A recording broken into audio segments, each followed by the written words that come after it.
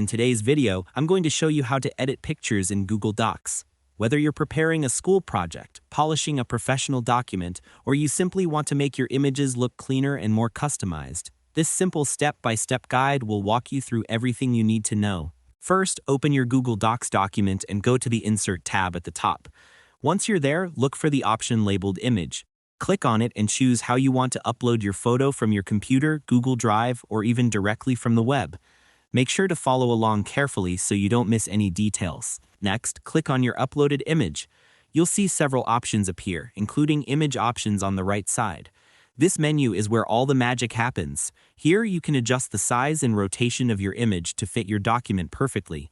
Follow the on-screen instructions. They're simple, user-friendly, and easy to understand. To make the process smoother, here are a few quick tips. Make sure your image is high quality, check that it's properly aligned with your text, and choose a layout that suits your document. Doing this beforehand can save you time and help prevent unnecessary issues. Once you've opened image options, you can start customizing.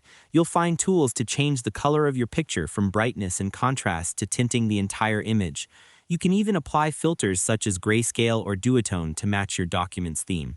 After that, scroll to the Adjustments section. Here, you can change the image's opacity, brightness, and contrast.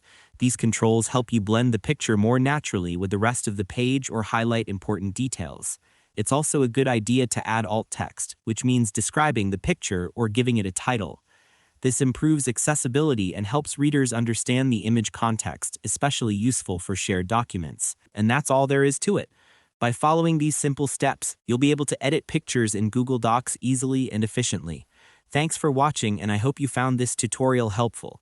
If this helped you out, feel free to share it with others who might be facing the same issue. Why not make someone's day easier?